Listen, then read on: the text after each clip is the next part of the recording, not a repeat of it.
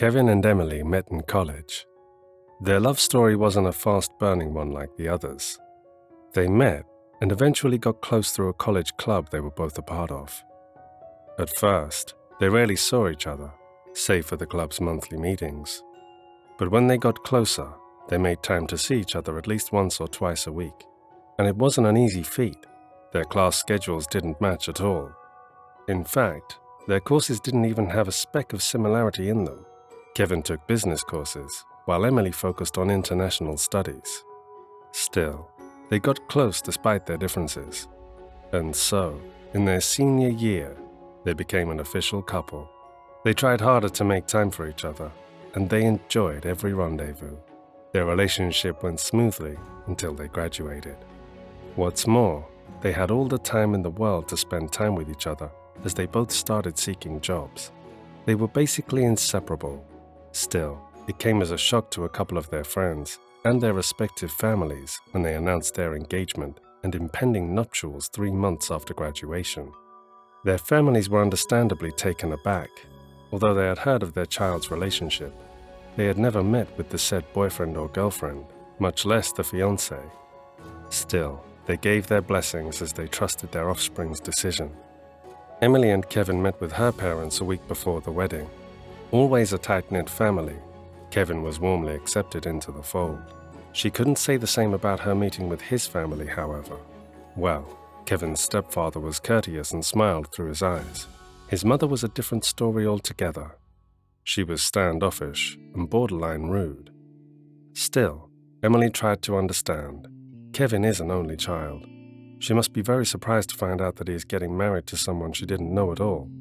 So, she summoned all her patience and tried to understand Kevin's mother's behavior. Despite the chilly atmosphere, Kevin's parents gave them their blessings and promised to be at the wedding bright and early. As they left the restaurant where they had lunch, Emily murmured, "I don't think your mom likes me." "Really? I didn't see any indication of that. Maybe you were too nervous and imagined things," Kevin said. Maybe I did imagine things, Emily thought to herself. What was important was that they were getting married in a few days. On their wedding day, Kevin's mother was beaming happily at guests, so she thought she really did just imagine any untoward behavior at lunch. The wedding was a happy event. All their family and friends were there to celebrate with them. It was during the after-party that Emily realized she really had to pay extra attention to getting her new mother-in-law's affection. It was while she was dancing with friends that she caught the older woman's sharp and disapproving look. She couldn't have imagined that. The expression was quickly wiped off her face when Kevin came to her side. Emily tucked the knowledge in the back of her mind. She would try hard to ease her mother-in-law's animosity, which seemed to come out of nowhere. With that in mind, she continued to dance and enjoy the party. Even after the wedding, she didn't broach the subject with Kevin. He would probably assume that she was just imagining things, or worse, that she was trying to ruin his relationship with his mother. After all, it had just been the two of them before his stepfather came into the picture. Because of this, Kevin and his mother had a very special bond, one she would never dare ruin. It was also the reason she was trying to get close to her. However, all her efforts so far have been met with a cold shoulder. Of course, Kevin's mother only acted cold and rude to her when her son wasn't around. It was as if she were a mother lion protecting her cub, although Kevin didn't need protection, especially from her. Given their history, she really tried to understand the older woman. It didn't help matters any when Emily was dispatched to work overseas a few months after the wedding. Her mother-in-law viewed it as her abandoning Kevin. But of course, she and Kevin talked about it, and her husband gave his full support. And so she went. She kept in contact with Kevin. They would text and video call every other day, despite the time difference. Her mother-in-law would send her a message from time to time, along the lines of, what kind of wife leaves her husband to fend for himself? And mostly about how selfish she was to work overseas alone. She brushed this off. What mattered to her was that her husband understood and supported her. This went on for 2 years. She would travel to places for 5 months, go home for 2, leave work for another 5 months, then go home for 2. It was of course a difficult setup, which is why Emily was extremely grateful for Kevin's understanding and support. And so they made their time together worthwhile whenever she was home from work. They would go on dates and travel together on the weekends. They both fell easily into a routine. They both worked hard to keep the relationship strong, despite the very limited time they were together in a year. Still, they made it work. Or so Emily thought. A few months after she flew home to celebrate their second anniversary, she noticed that Kevin was getting more and more busy. Their daily conversations dwindled to once every 2 days, until they eventually became twice a week. Worse, Kevin was preoccupied most of the time they talked. Unbeknownst to him, she finished a project overseas half a month early, and so, as usual, she booked a flight home. She planned to surprise him. She was the one surprised, however, when the cab turned the corner to their street, and she saw a scarcely dressed woman exiting their home. The woman, wearing a skimpy shirt and a long-sleeved blouse, hailed a passing cab. Before Emily could even exit her cab, the woman was gone. She paid the driver and dragged her suitcases inside the house. Kevin was nowhere in sight, but the entire house was a mess. Kevin was the messy type. She never let it get to her whenever she came back from a trip, because she was always hard-bent on making up for lost time. This time, the sight of the woman who exited the house made her lose her temper. "Kevin, where are you?" she shouted. "Emily?" A befuddled voice came from the bedroom. "What are you doing here? You weren't supposed to come home until the end of the month," Kevin asked as he walked towards where she was standing in the living room. "Yeah, and why are you so surprised? Perhaps it's because of the woman who just left," she accused. She drove to the airport after work and traveled across the globe for almost a day, so she was tired and could no longer filter her words. "What are you accusing me of, Emily? You chose to leave and now you're casting stones at me. She's a secretary at the firm. I called in sick, so she was sent here to deliver all the paperwork I needed to sign," Kevin retorted. He then took a step closer to her and continued. "You don't get to accuse me of anything, woman. Not after you sacrificed me for your career." "I asked you, Kevin. I wouldn't have gone if you said I shouldn't. And me leaving doesn't give you the license to open our doors to women," Emily shouted back. "Don't you dare shout at me, woman," Kevin gritted out, raised his hands, and hit her. Emily flinched. It was the first time Kevin reacted physically out of anger. Because of his childhood, he was very careful not to get physical when they fought. His father used to beat him as a child. Whenever his mom defended him, she would get beaten as well. It wasn't until Kevin was 10 that his mother finally left his dad. Kevin was 15 when his mother met and eventually married his now stepdad. Still, the trauma lived in him. There were times in high school when he would constantly be involved in fistfights. Because he was beaten for the littlest things as a child, he thought it was completely normal to react with your fist whenever something bad happened. He was advised to go to counseling and therapy sessions for that, but his ego was as big as any man's, so he refused to attend them. "I don't need a shrink," he used to say.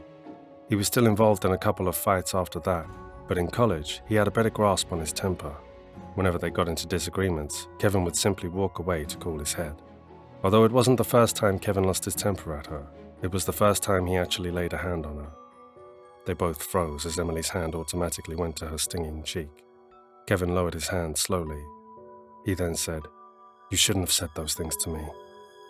With that, he turned his back on her and went out of the house, slamming the door in his wake. Tears fell from Emily's eyes as she gathered her things and went to the room. She was too hurt, tired, and disappointed to gather the energy to unpack, so she sobbed herself to sleep instead. That night, she woke up to the aroma of food being cooked, and her stomach growled in hunger. She walked towards the kitchen and saw Kevin cooking. "Hey, I made steak and cooked it the way you want it," he said. "Grab a seat, I'm almost done here." She quietly climbed the stool on the kitchen table as she observed her husband. Kevin was acting as if nothing out of the ordinary had happened.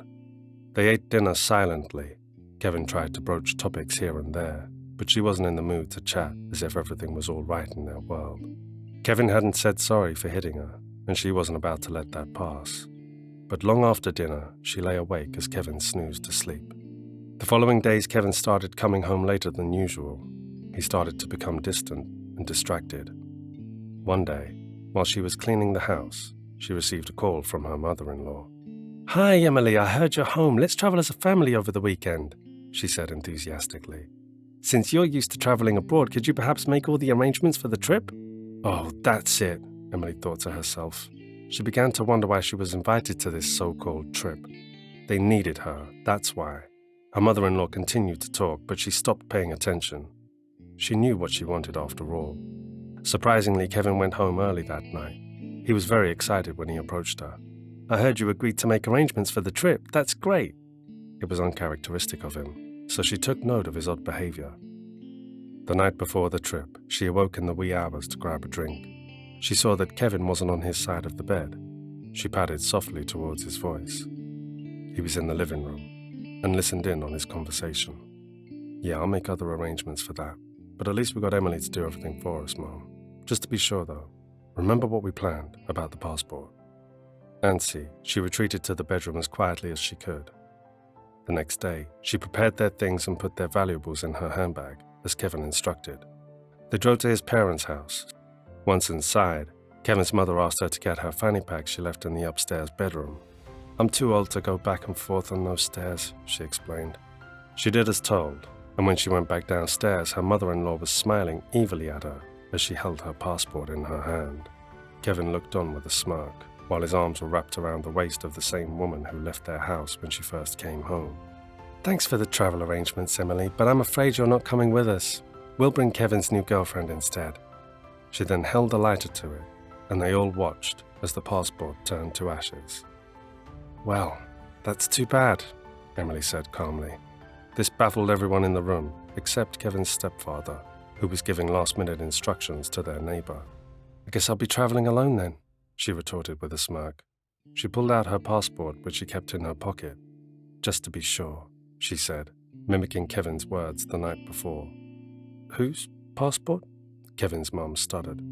"Well, whose passport would I have for safekeeping other than mine?" With that, Emily left the house. She drove to the airport where her parents met with her. This morning, she included her parents in the travel arrangements she made, just in case something untoward happened. And it's a good thing she did.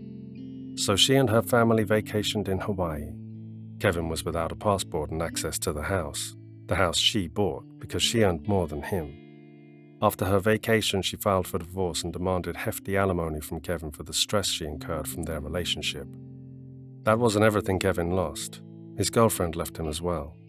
So he was broke and alone. Meanwhile, Emily lived her life and traveled the world, both for work and leisure.